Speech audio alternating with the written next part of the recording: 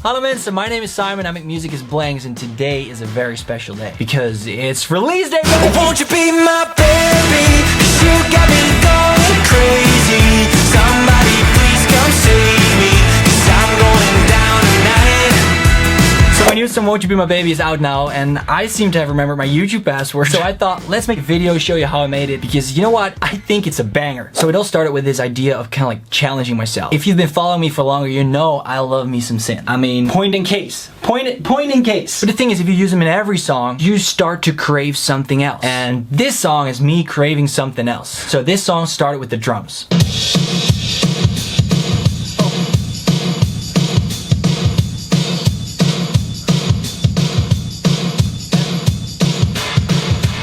I cannot sit still when listening to that. It just, you need to like bounce a little bit. From this point, you can still make it very 80s. So I was like, let's not make it 80s. Let's try something with a guitar. And then I recorded this guitar thing.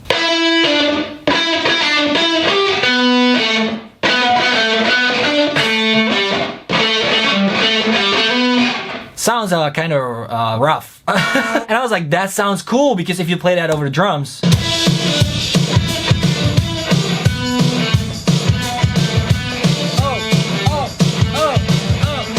sounds like a freaking party. So I was like, okay, we need to make this guitar sound bigger. So I recorded it in 3 octaves. Lower one,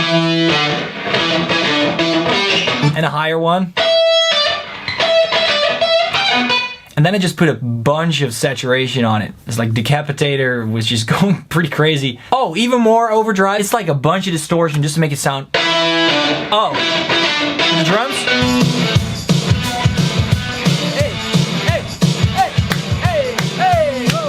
So I'm like singing along to this, like na na na na na na, and all of a sudden I'm like, I need to put that in. So we recorded a bunch of those na na nas, and I just wanted it to feel really raw, really like a party, like a bunch of people are in the room and they're just like having fun, and they're just like almost like frantically searching for the thing to play. So everything is very loose, and you can definitely hear that in the na na.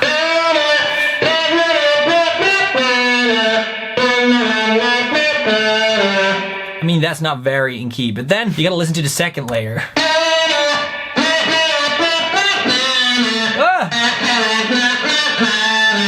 I don't know what key I'm singing in, but probably all of them. I just kept the vocals very raw. I made 3 layers of that. Like super loosely sung, like the pitch is all over the place, but if you layer that with a guitar. Drums.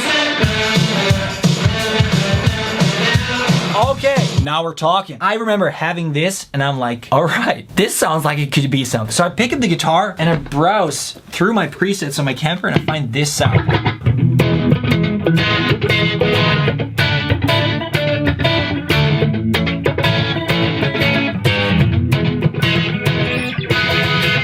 You know what? The second I played that, that is a take from the moment I wrote it. I was like really quickly trying to get that idea down because I like the sound, I like the feel of the chords. So this is me probably take 1 or 2. And then I was just like, okay, sounds good, let's keep creating. And there's something about that take that I haven't been able to recreate, because when I listened back to that, I was like, it sounds very loose, read sloppy. I tried re-recording that, but nothing felt as good as this. So I just kept it in. Okay, we need some bass. I came up with this.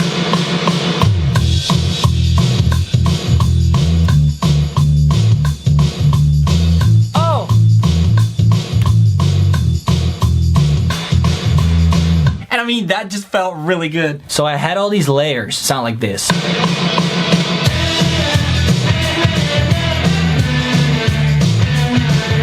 I just remember sitting there and being like, oh my god, I've never made something like this. I love this. And then I thought I need like 2 or 3 more layers to like really fill the chorus out. And I came up with these 2 organs.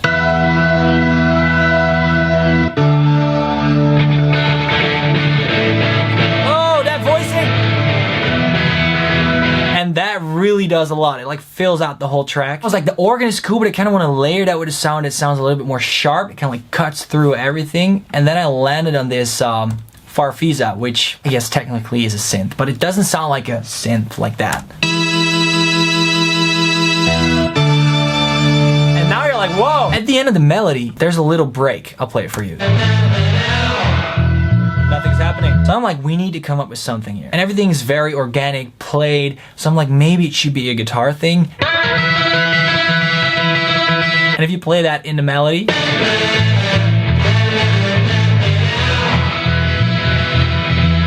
it just sounds like a party. I love that. So I'm like, what if we started the track with just the drums that sound like if they're being played over a speaker at a party? Add some party noise. What if we start out with just the drums and the party noise and the guitar comes in?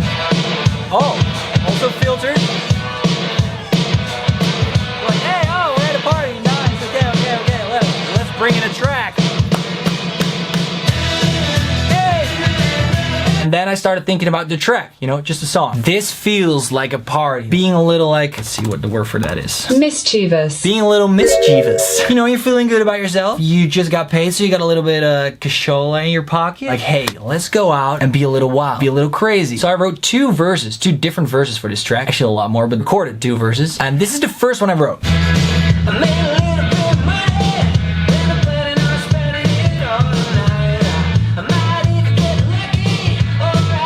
Very high. Made a little bit of money. And the chorus, we'll get to that later, but it's won't you be my baby, which is low. I remember writing it and being like, this is awesome, but then every time I listened to it, it felt like the verse, because it was so high in energy, it was taking away a little bit of the chorus. We don't want that. We want a chorus that like smacks, sounds like a banger, that like blows you off your socks. You know, we want a chorus that goes like, bam. You know? So later on, I rewrote some parts of the song with a friend of mine, Micha, and we came up with this verse that felt really good. So I made a little bit of money and I got a little bit of time to blow, so I might go live a rock and roll tonight. Oh, love that, baby. Baby, isn't it funny? You got the Rat Pit classic going on, and you were singing my favorite song all night. That's right. So this verse is what it's all about, you know? You're feeling good and then you see someone and you're like, oh, this night just became way more interesting. After that, I was like, okay, we need like a pre to go to the chorus again, because this is the same chords as the chorus. And if we just keep playing those chords, it's probably gonna be a little boring at the end. So we want something different to break it apart. So I came with these different chords for the pre and I'll play them for you.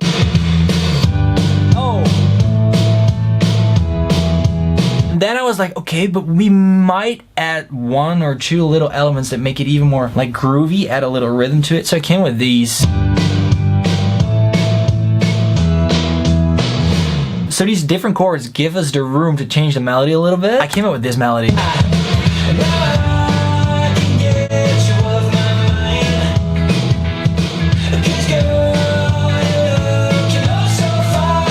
And I added these like backing vocals here to shout them. Sounds like the whole bar or whole club is like, oh, so fine, singing with you. And I'm like, that is the kind of energy I want. So let's see, are there some harmonies going on here? Girl, you're looking oh so fine. Ooh, that harmony sounds really cool. Girl, you're looking oh so fine. And that acoustic guitar, I haven't talked about the acoustic guitar yet. This orange one is the one I played when writing the song. And just as the electric guitar is very like loosely played. So halfway in the verse, I introduce this guitar that's playing.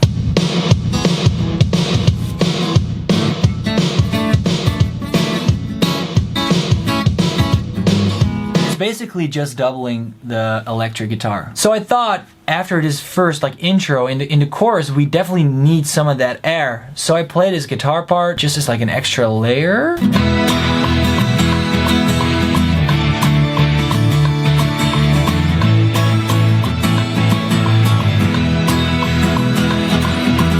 Also very loose, very sloppy, just very real, you know? So won't you be my baby? Won't you be my baby? 'Cause you got me going crazy. Somebody please come save me, 'cause I'm going down tonight. I mean, I love that chorus. It's so catchy. Also because the melody of the vocal is the same as the melody we came up with on the guitar. Somebody please come save me. So when you start a track, we're preloading the chorus already. So when the chorus comes, you're like, oh, this is so catchy. I know this from somewhere. That's right. You know it from the intro. Ha, got you there. And then second half of the chorus, won't you be my darling? We changed it up. Darling, because you can't say baby twice in a song. Actually, how many times do I say baby in a song? 7 times. You can never repeat baby too much in a song. One interesting thing is I processed the vocals kind of heavily. Baby, 'cause you got me going crazy. Somebody please come save me. Very raw, no like editing it on, and the lead vocal is like a little bit cleaner. Baby, You got me going crazy. I just wanted the vocals to be like, you know, because the whole track sounds kind of gritty, kind of like cool, kind of edgy. It has a lot of distortion, so the vocals could not be like the cleanest vocal ever. They needed to have like a little attitude too. You got me going crazy. Sounds epic. And then verse 2, what do we do? Because just repeating the first verse like a double one is gonna be too long. So I kind of want to like slash it in half maybe? Do we do the same melody? I've tried that, felt very boring. And when I was rewriting the song with Micha, he was like, what if you just like do a little oh at the start? So eventually we took it. Oh, you and I got something and you know it's true. So And also we go to this little thumb groove for a second, which is really cool. Get like a 4-bar break from the groove for a second. Just like also the bass line. And back in the groove. oh, you and I got something and you know it's true. So It took me a long time to figure that out because I'm not like that good at harmonies, but definitely was worth the time. We go back into the pre. Okay, yeah, there's something happening in the second pre-chorus that I love. I'll just play it for you and I'll point it out.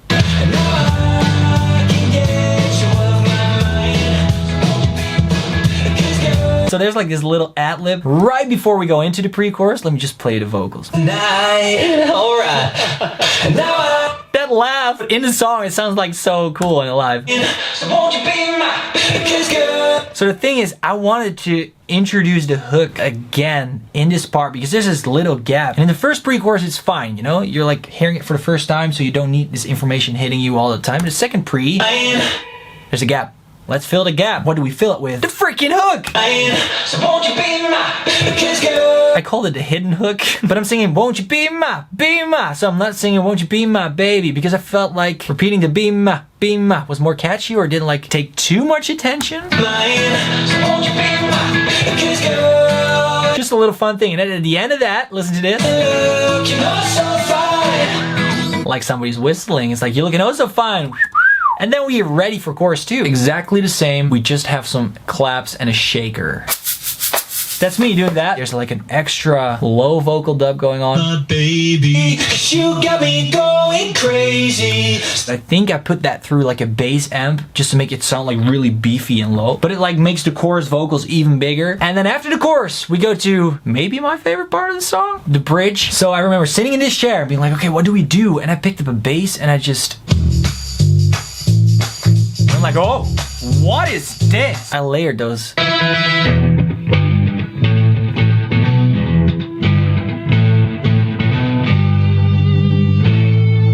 Then I was like, okay, what do we do over this vocal wise? I just thought I want my shake it off moment. I want to have this kind of like almost rappy kind of vocal. So I came up with this. So tell me, what's it gonna be? 'Cause you give me that look and it's working on me. Oh baby, just one touch makes it hard to breathe. I'm going And then back into the chorus, of course. And what do? Breakdown chorus. down.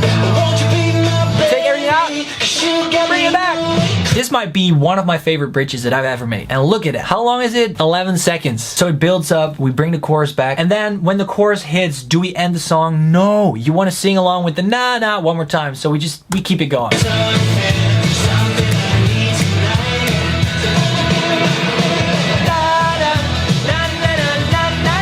So there's like a bunch of stuff that happens in that last part. I kind of repeat the hidden hook again here to carry it into the na part at the end. And that sounds so cool. And we also have like going on. So it's just like everything we have left is being pushed into this last part. There's even like an ad lib here and it's super soft. You can barely hear it. It adds like some of that frantic live energy, like you're dancing and you're like, oh, I need to sing to this, you know? And then there's this super cool thing happening in the bass. Listen to just the bass and the drums.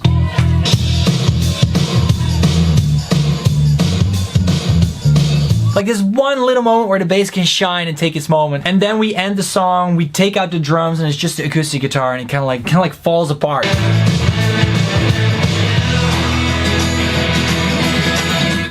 And that's it. and the song. I hope you enjoyed that. I really like it. It's kind of scary to try new things sometimes, but I think this worked out so well. And you know, it's out everywhere. I'll put a link in the description, so if you want to listen to it, you can listen to it. Anything else I want to say? Oh, I'm playing a show in Amsterdam, December 27th. I'm working on a new album. I'm going to play it there for the first time live. There's tickets left, so make sure to check out the link in the description if you want to come. And that's all for today. I love you guys. Thank you so much for the support, and I'll see you in the next video. Bye-bye!